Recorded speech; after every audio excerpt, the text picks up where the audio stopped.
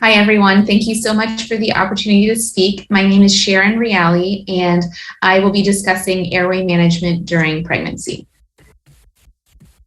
So this is the roadmap of topics we'll be discussing. First, we will discuss the physiologic changes in pregnancy that make airway management in parturients more challenging, followed by the scope of the problem and the incidence of difficult and failed intubation.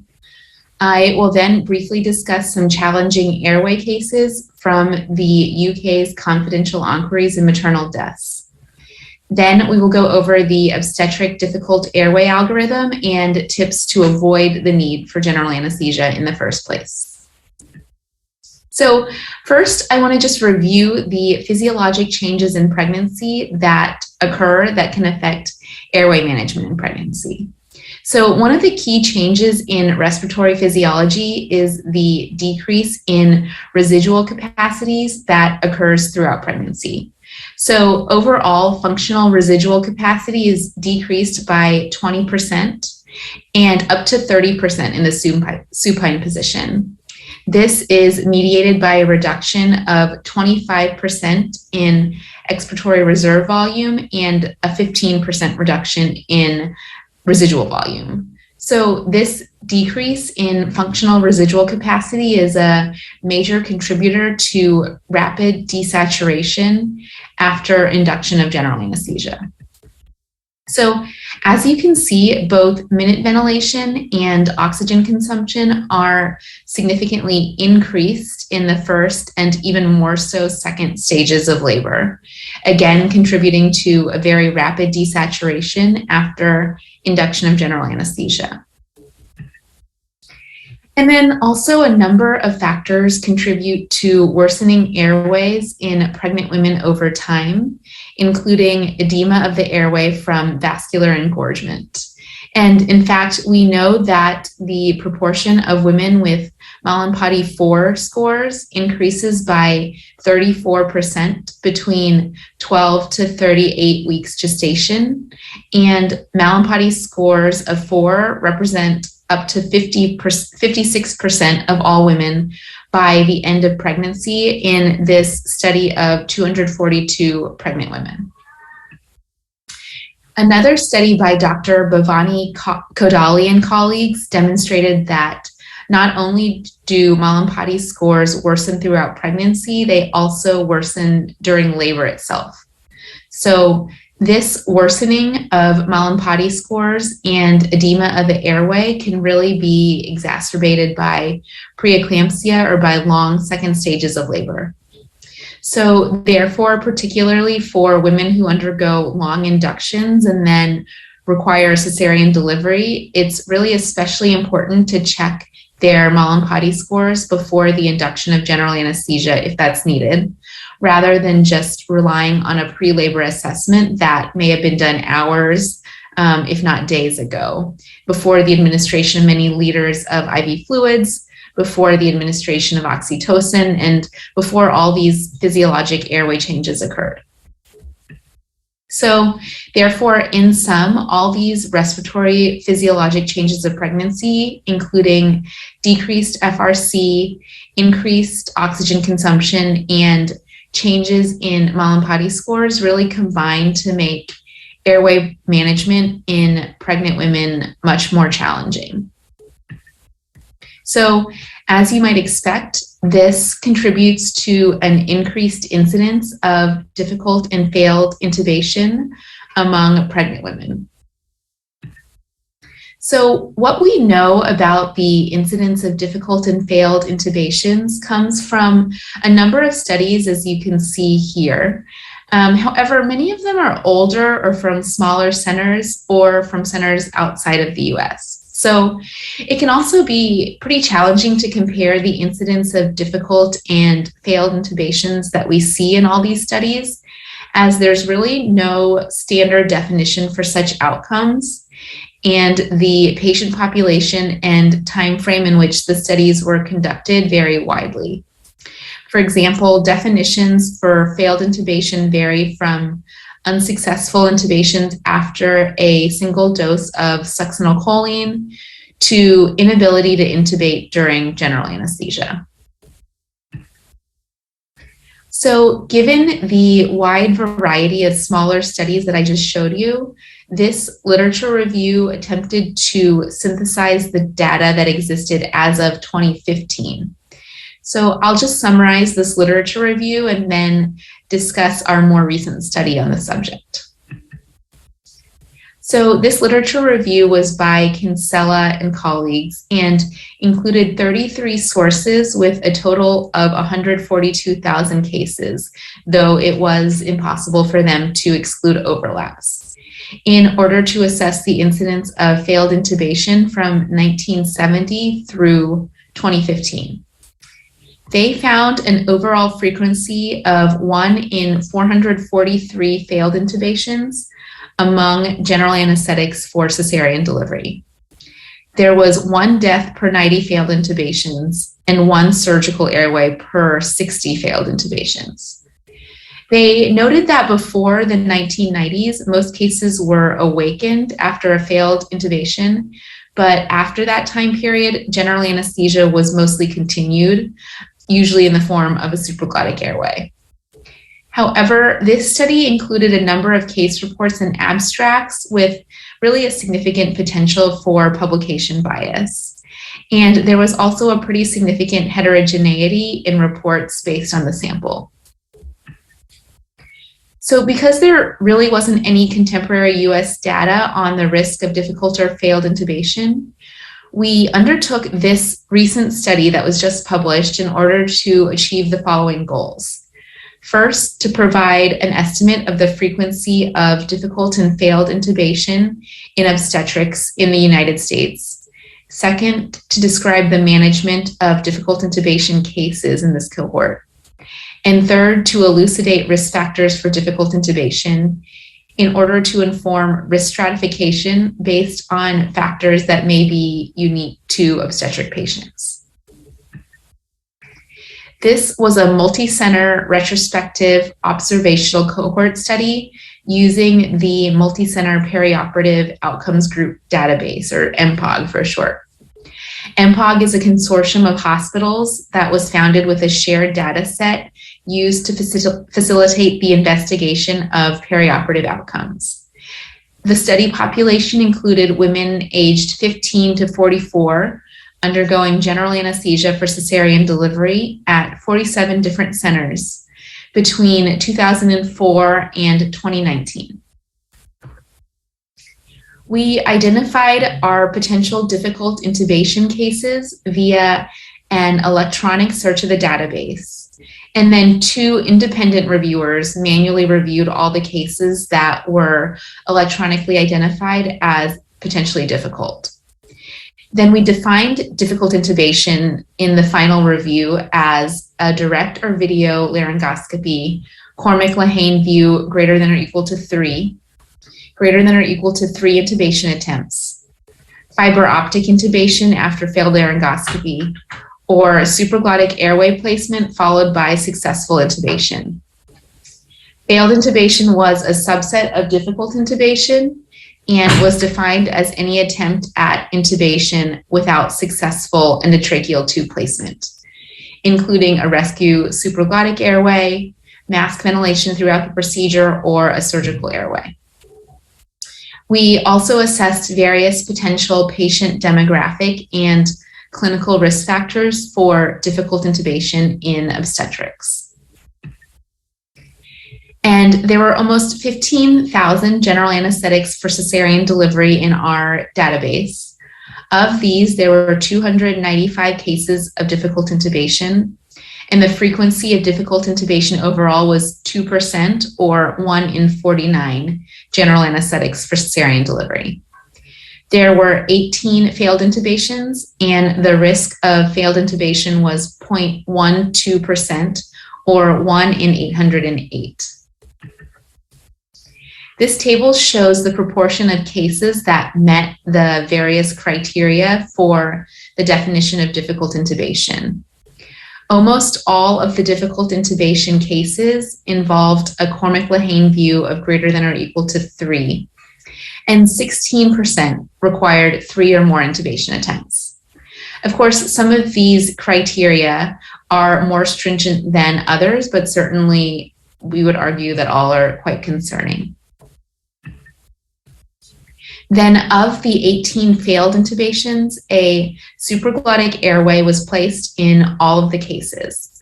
1 failed intubation was rescued by a surgical airway, and there were no maternal deaths. We then explored 16 different patient characteristics for a potential association with difficult intubation. And displayed here are the risk factors conferring the greatest increased risk of the frequency of difficult intubation. Of the patient factors, a BMI of greater than or equal to 40, compared with a normal BMI, had an odds ratio of 2.7 for difficult intubation. And 1 in 28 women with a BMI of greater than or equal to 40 experienced a difficult intubation.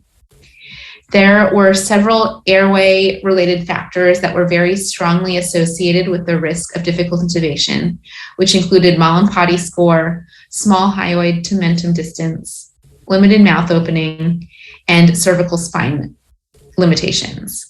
And it's pretty startling that 1 in 12 women with a Mallampati score of 4 and 1 in 9 women with limited mouth opening had a difficult intubation. Then of obstetric factors, the presence of preeclampsia or eclampsia was the most strongly associated with the risk of difficult intubation. 1 in 33 women with preeclampsia or eclampsia experienced a difficult intubation.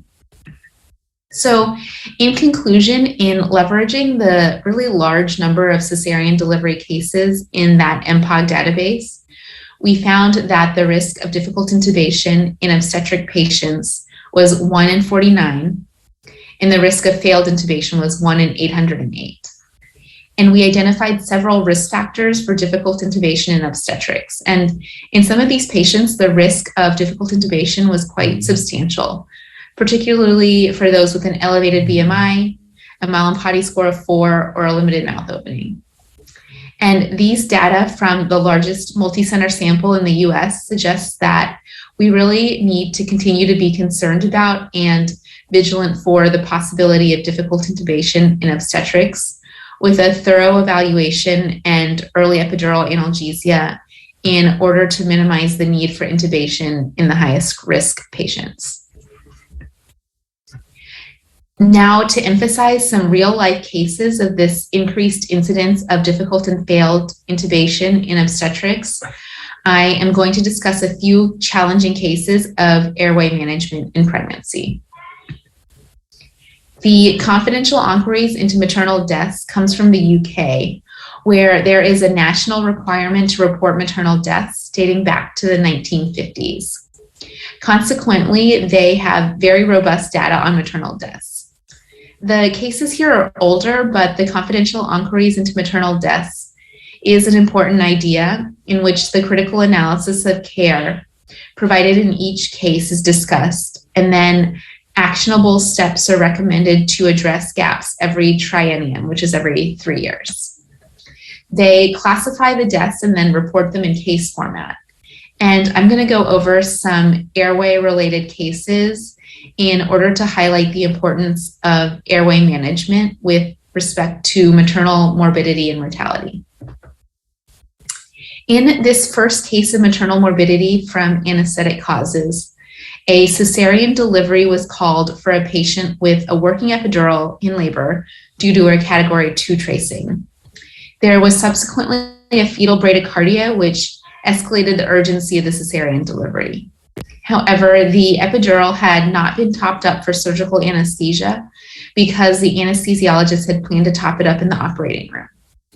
So first of all, had the epidural been topped up when the cesarean delivery was called, general anesthesia could have potentially been avoided altogether.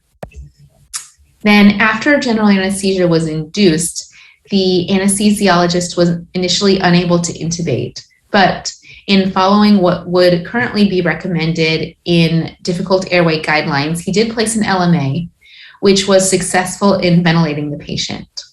But he continued efforts to try to intubate, and esophageal intubation through the LMA was not recognized and led to hypoxia. So then at this point, the patient was coughing, but she was not awakened, and a repeat dose of thiopental and neuromuscular blocker were given despite the lack of end-tidal CO2. And a cricothyroidotomy was not attempted, and unfortunately, the patient eventually died.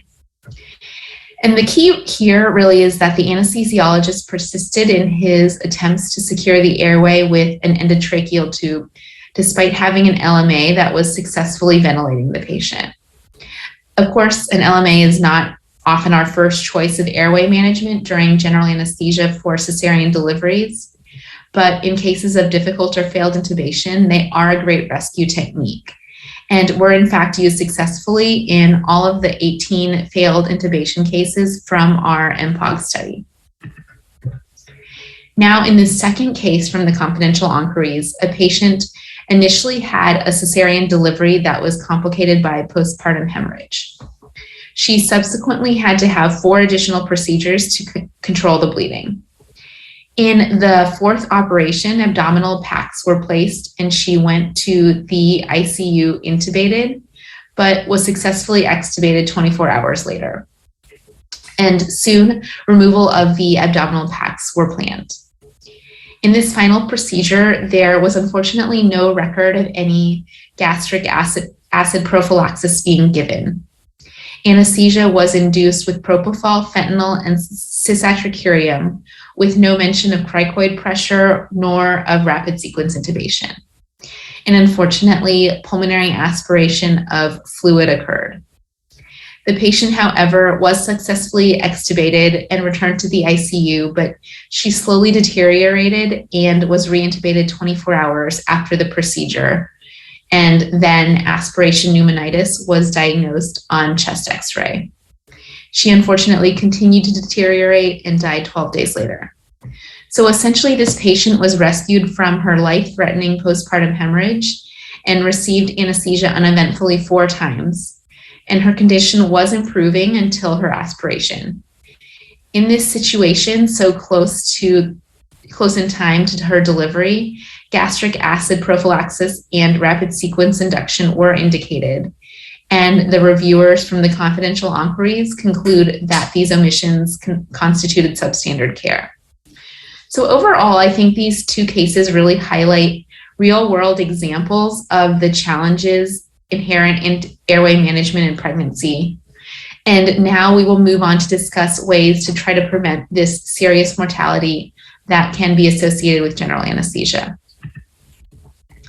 Next, we will discuss the obstetric difficult airway algorithm that I mentioned briefly in our first case discussion. These are the first national guidelines for management of difficult and failed intubation during general anesthesia for obstetrics. The Obstetric Anesthetist Association, or OAA, is actually a sister society of SOAP, or the Society for Obstetric Anesthesia and Perinatology, and is a leading OB anesthesia organization in the UK with many, many members.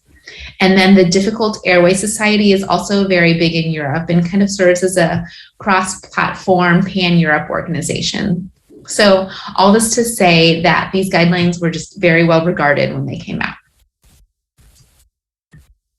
This is the master overview algorithm, and much of it really is similar to the difficult airway pathway for non-obstetric surgery.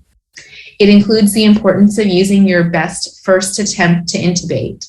We at Brigham and Women's interpret this to mean that if you have access to video laryngoscopy and obstetrics, you should use it on the first attempt. It also states that we can and should move to a supraglottic airway device if needed, even in obstetrics. The guidelines also take into account the fact that most general anesthetics take place in the setting of an emergency and require frequent reassessment of the necessity of surgery.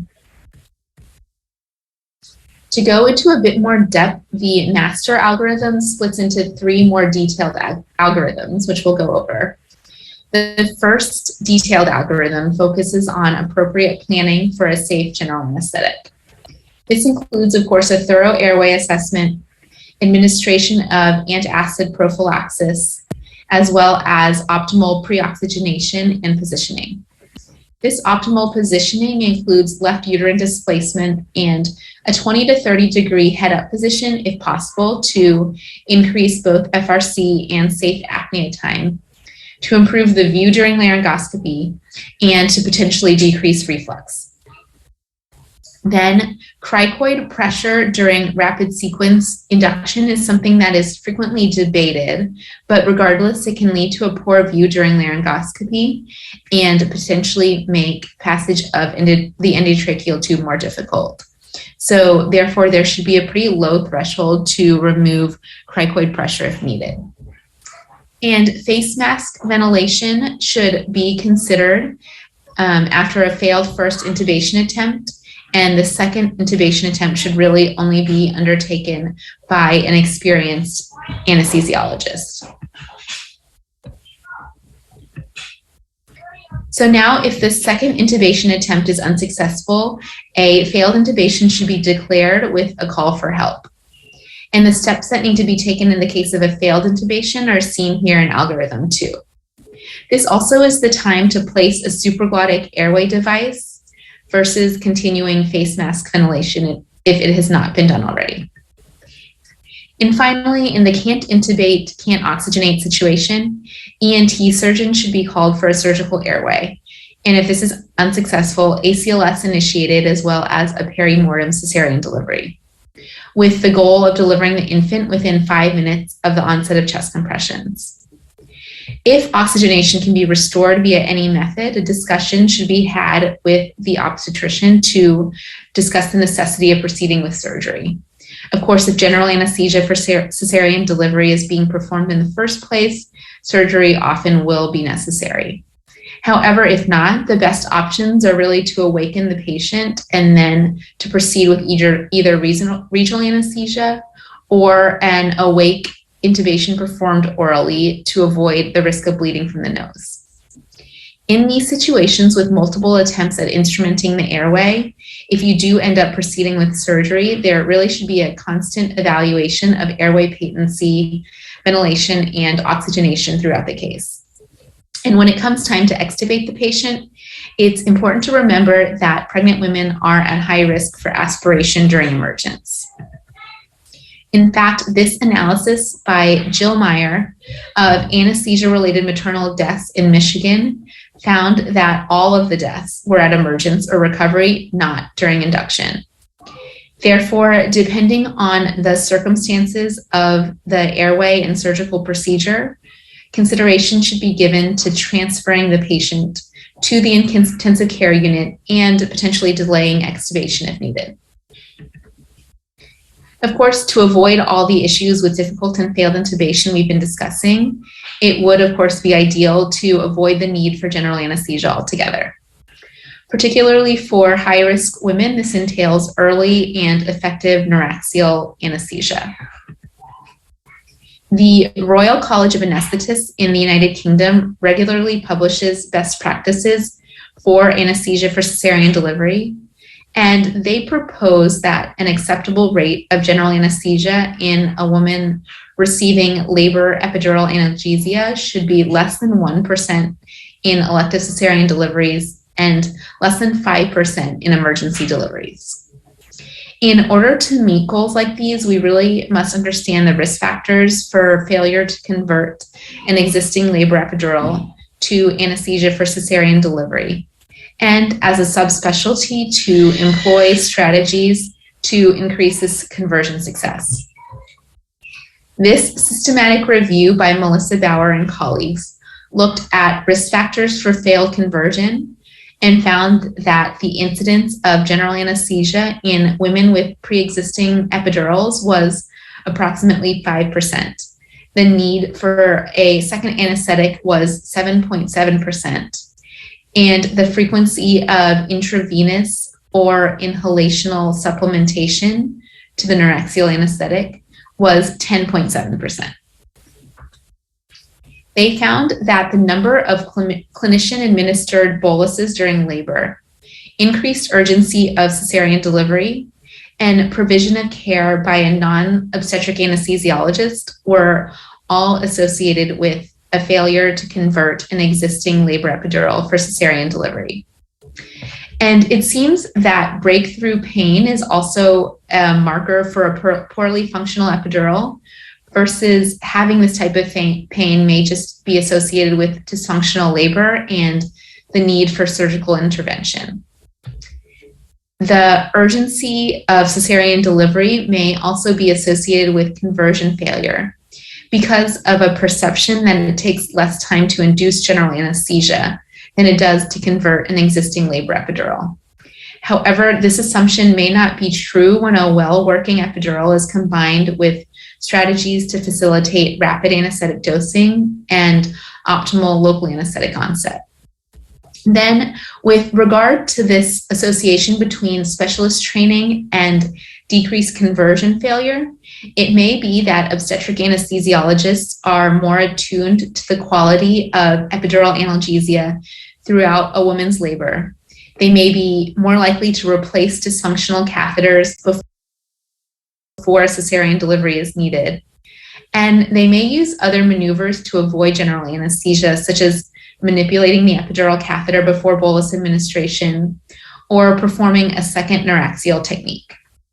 They also may be more willing to allow time to develop an appropriate level rather than just going straight to general anesthesia. In this study, there was unfortunately insufficient evidence to support an association between failed conversion and the following potential factors: CSC as opposed to an epidural, duration of labor epidural analgesia, cervical dilation at the time of initiation of labor analgesia, or BMI at the time of delivery. The first and possibly most critical strategy to decrease epidural conversion failure includes a frequent assessment of epidural catheter function. We at the Brigham check on all laboring patients every 90 minutes to assess their comfort.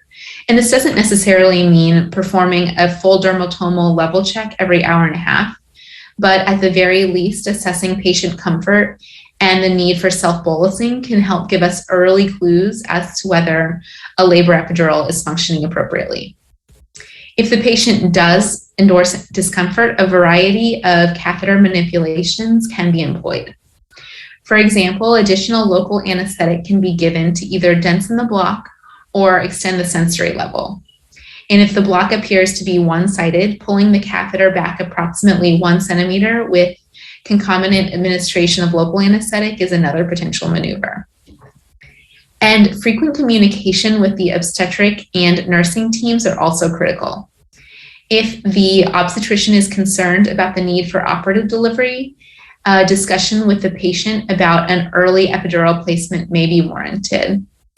If the patient has an epidural in situ and the fetal heart rate tracing is concerning, the anesthesiologist should immediately assess how well the epidural is working and whether it's likely to function for cesarean delivery.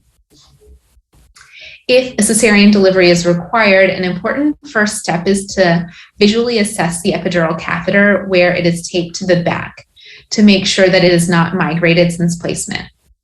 Of course, if the catheter was initially taped at 12 centimeters and now is at 5 centimeters, it's not likely to still be in the epidural space nor to function, and replacement will of course be needed. As the dose of local anesthetic for cesarean delivery is being administered, appropriate assessment of appropriate cephalad spread after 5 to 12 milliliters of local anesthetic is given can help alert the anesthesiologist of a non-functioning catheter before the full dose has been administered. Then, if a full or even partial dose of local anesthetic is given in an attempt to convert a labor epidural for cesarean delivery without success, subsequent administration of spinal anesthesia should really be undertaken with extreme caution. The Serious Compilation Repository or SCORE project found that over 50% of high blocks reported in the repository were associated with failed epidural conversion. And while it's certainly less likely that a spinal followed by an epidural that has not been bolused recently would lead to a high level or total spinal, there truly is no optimal dose of spinal anesthetic that can be administered after a failed epidural, nor a safe amount of time following epidural administration after which a full dose spinal anesthetic can be performed.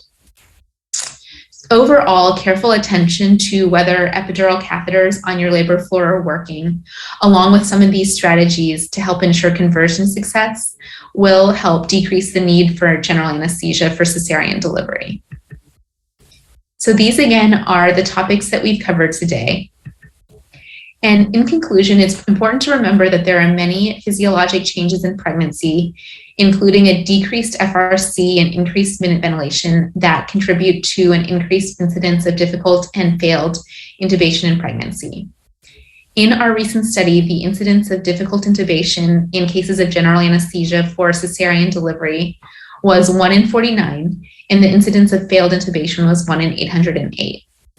Some of the factors associated with an increased risk of difficult intubation included a BMI of greater than or equal to 40, a Mallampati score of 3 or 4, a small highway to mentum distance, limited jaw protrusion, limited mouth opening, and cervical spine limitations. There is a difficult airway algorithm specifically for obstetric anesthesia, which includes the importance of moving to a supraglottic airway or face mask ventilation if intubation fails. Then finally, taking measures to avoid general anesthesia when possible, particularly in high-risk patients, is critical.